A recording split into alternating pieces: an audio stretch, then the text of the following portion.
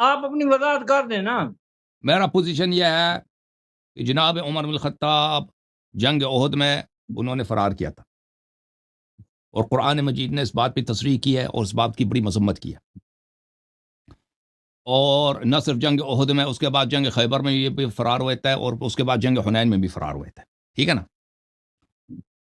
آپ لوگ کہتے ہیں وہ فرار تو ہوئے تھے لیکن اللہ نے ان کو معاف کر دیا ہے جنگ احد والے میں. ہمارا موقف یہ ہے کہ یہ معافی جو عفو قرآن میں آیا ہے، یہ اس طرح نہیں ہے کہ اللہ نے انہوں نے توبہ کی، اللہ نے ان کی توبہ قبول کی ہے. یہ عفو اس طرح ہے کہ عدم تعجیل العقاب ہے.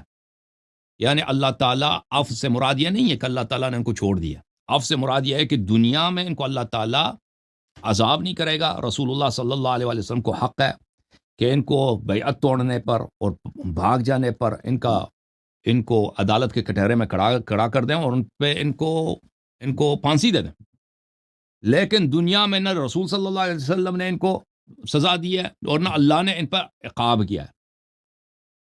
یہ عفو سے مراد یہ ہے. لیکن آخرت میں ان سے گرفت ہوگی، آخرت میں ان سے گرفت ہوگی، اور یہ بھی صرف احد کے لیے. حنین وغیرہ میں تو وہ تو ان کے لیے تو آئے عفو بھی نہیں ہے نا، اور خیبر میں جو فرار ہوئے تھے. موقف ہمارا یہ ہے. آپ اپنا موقف بتائیں. ہمارا موقف یہ ہے کہ جب اللہ تعالیٰ کسی کو معاف کر دے، اللہ نے قانون بیان کر دیا، آپ کہتے ہیں یہ دنیا میں معافی ہے، آخرت میں معافی نہیں، تو پھر یہ ہے کہ 3 روایات لے گا محمد فرما دیں کہ دنیا میں معافی آخرت میں معافی نہیں ہے. یہ میرا دعویٰ ہے. فرار کو آپ مانتے ہیں لیکن کہتے ہیں معافی ہوئی ہے نا، آپ بھی مانتے ہیں. آپ اپنے دعوے کہتا ہے بھاگ تو گئے تھے لیکن معافی ہوئی ہے. صحیح ہے. اگر فرار نہیں کیا تو معافی کس بات کی ہے نا؟ تو آپ مان گئے تھے کہ بھاگ گئے. ہار گئے بھائی، ہار گئے. ابھی قبول کر دی کہ بھاگ گئے. رسول صلی اللہ علیہ وسلم کو کفار کے درگاہ میں چھوڑ کے بھاگ گئے تھے نا، مان گئے نا. کہتا اللہ نے معاف کیا. موقف ان کا اتنا شرمندہ والا موقف ہے صحابہ کرام کا کہ یہ جو اپنا موقف بیان نہیں کر سکتے. مجبوری ان کا سمجھنے کی کوشش کریں ناظرین کرام. کہتے ہیں وہ معافی کس بات کی ملی ہے؟ اللہ و صاحب معافی اگر فرار نہیں کیا تو معافی آپ کو آگے چل لے نا. نہیں، ابھی وہ تو ابھی شروع میں بتایا گیا نا. ابھی وہ تو ادعا میں پتہ چلے گا نا. آئے ہائے ہائے. یہ کہتے ہیں اب معافی مل گئی ہے نا. اب لوگ ان سے پوچھے نا مولوی صاحب سے معافی کس بات کی ملی ہے. یہ بتاتے جواب نہیں دے رہے بھائی. وہ بھاگے تھے نا تبھی بھاگ گئے تھے نا. اعتراف ہو گیا بھائی، ختم. ملازم ختم ہے. شیو جھوم جاؤ. مناظرہ سے پہلے ہی مدعی میں انہوں نے اعتراف کر لیا. خلافت سب ان کی باطل ہے. اور بھائی جو بھاگ کہتا معافی ملی ہے. بڑا مزہ آیا، بڑا مزہ آیا جی. شیو جھوم جاؤ. ابھی تک جواب نہیں دے رہا بھائی. معافی کس بات کی ملی ہے نا؟ جنگ سے بھاگنے کی ملی ہے نا. مدعی کون ہے؟ میرا ادعا یہ ہے کہ ان کو جو عفو ہوئی ہے نا، یہ اصل عفو کو تو سب مانتے ہیں. یہ اس عفو سے مراد کیا ہے؟ اس عفو سے مراد صرف دنیا میں عفو ہے یا آخرت میں بھی عفو؟ منظور یہ ہے، مقصود یہ ہے. ٹھیک ہے نا؟ ہمارا موقف یہ ہے. ہاں، بات یہ ہے کہ مدعی کون ہے نا. شیخ صاحب مجھے اجازت دیں میں آپ سے 2-3 سوال کروں کہ جنگ سے بھاگنا یہ کبائر میں سے ہے؟ کبیرہ ہے. بات ہو گئی.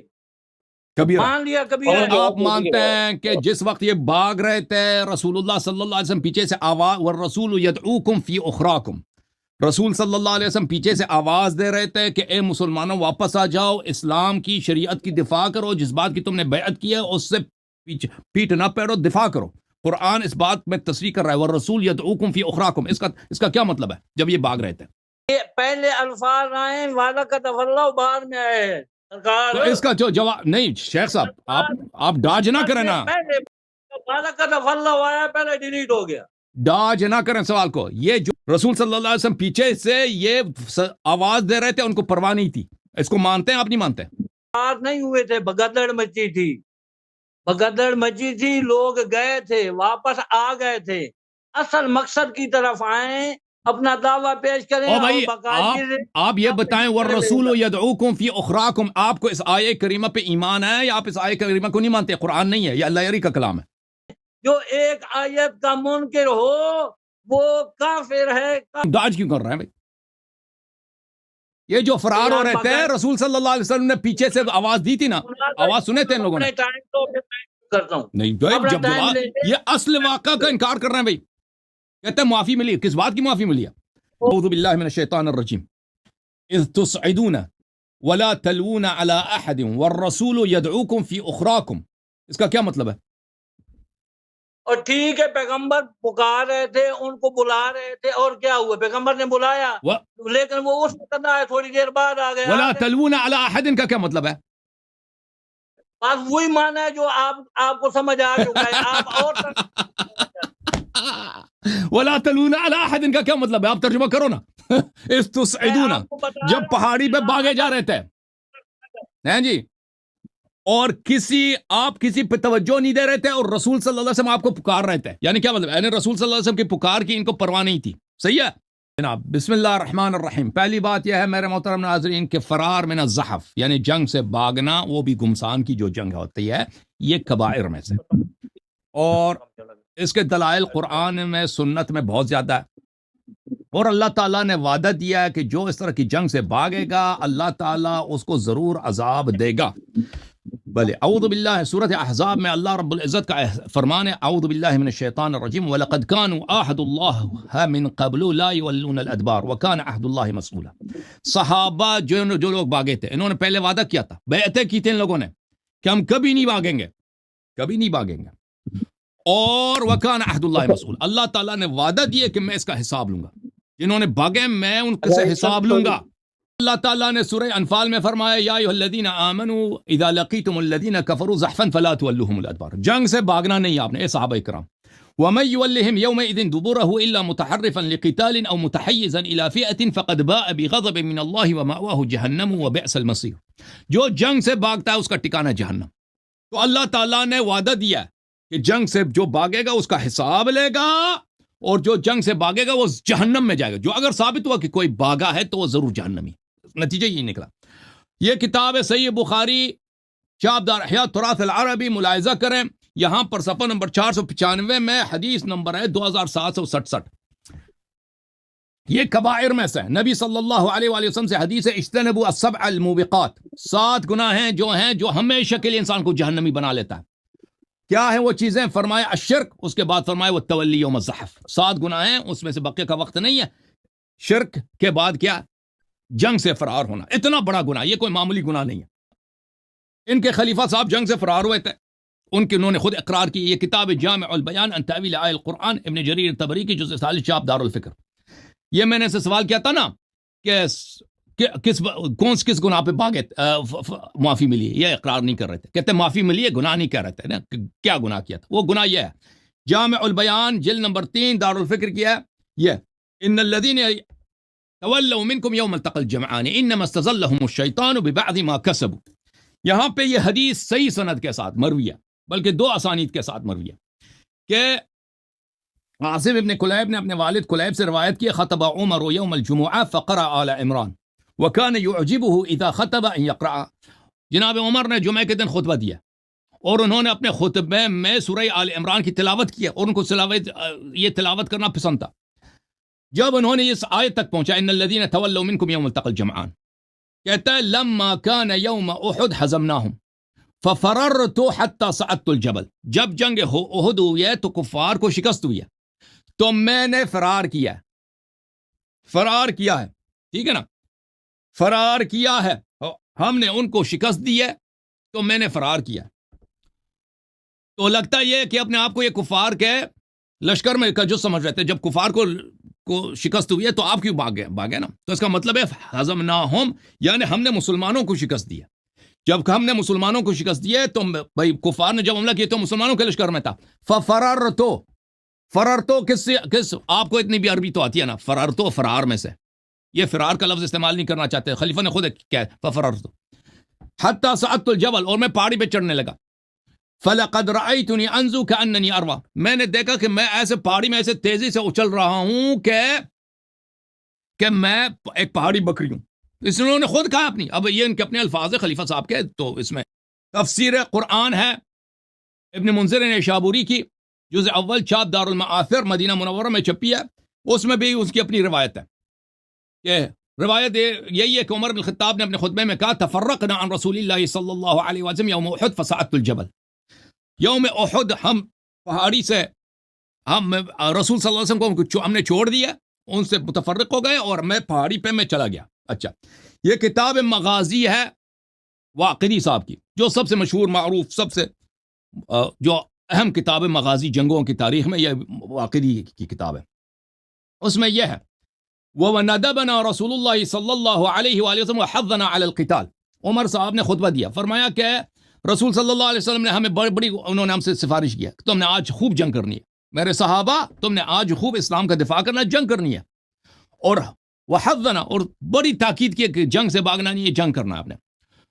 وَإِنِّي لَأَنظُرُ إِلَى فُلَانٍ وَفُلَانٍ فِي عُرُضِ الْجَبَلِ يَعْدُونَ. میں نے دیکھا کہ کچھ لوگ جو ہیں وہ پہاڑی کی طرف بھاگ رہے ہیں. فَكَانَ عمر يقول, عمر کہتا ہے لما صاح الشیطان قتل محمد, شیطان کی آواز آئی کہ قتل محمد, رسول صلی اللہ علیہ وسلم کی جو ہے قتل ہوئی. اقبلت ارقى في الجبل كأني ارویہ, میں بھی جب پہاڑی کی طرف بھاگنے لگا جیسا کہ میں کیا ہوں, جیسا کہ میں ایک وہ ہوں, پہاڑی بکری ہوں. جب یہ بھاگ رہے تھے اسی وقت شیطان کہہ رہا تھا کہ نبی صلی اللہ علیہ وسلم شہید ہو گئے ہیں, ٹھیک ہے نا. تو اسی وقت خود رسول صلی اللہ علیہ وسلم کیا آواز دے رہے تھے, والرسول يدعوكم في اخراكم, رسول اللہ صلی اللہ علیہ وسلم ان کو پیچھے سے پکار رہے تھے.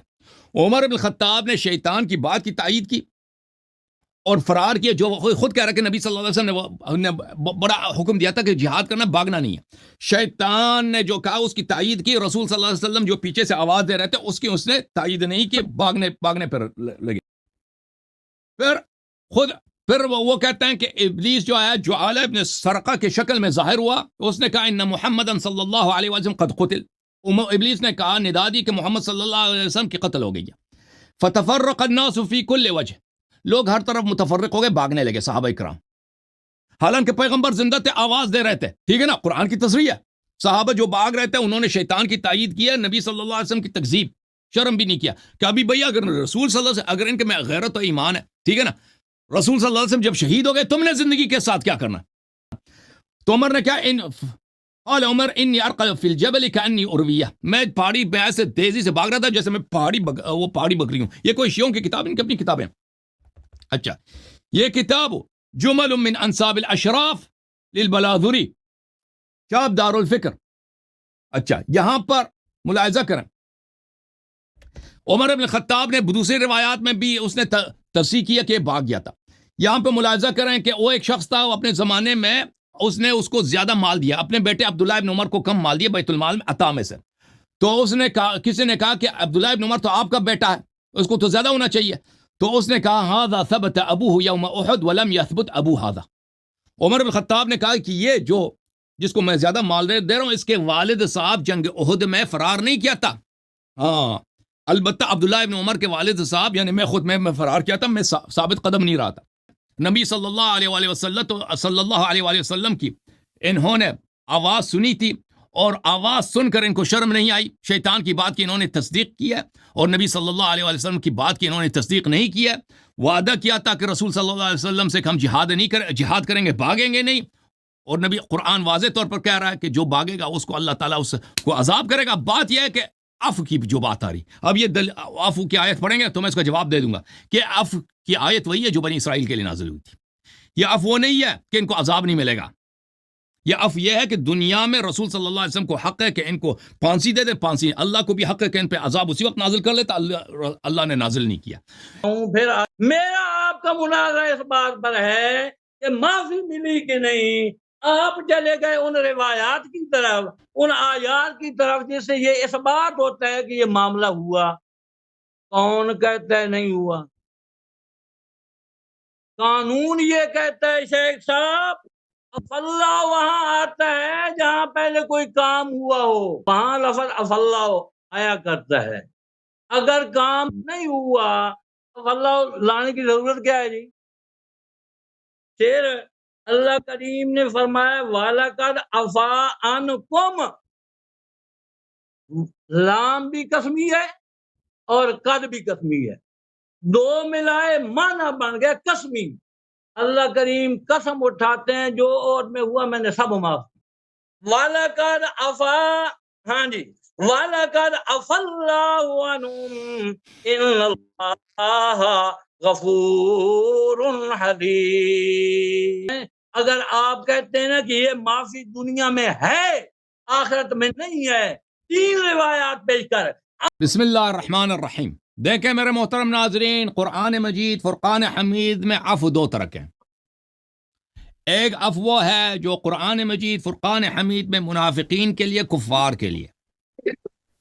یہ عفو جو منافقین کے لیے، کفار کے لیے ہے، اب آپ کہیں گے کیسے ہو سکتا ہے؟ اللہ تعالیٰ نے قرآن میں کفار کو عفو کیا، وہ اس کا دکھانا ہمارا کام ہے۔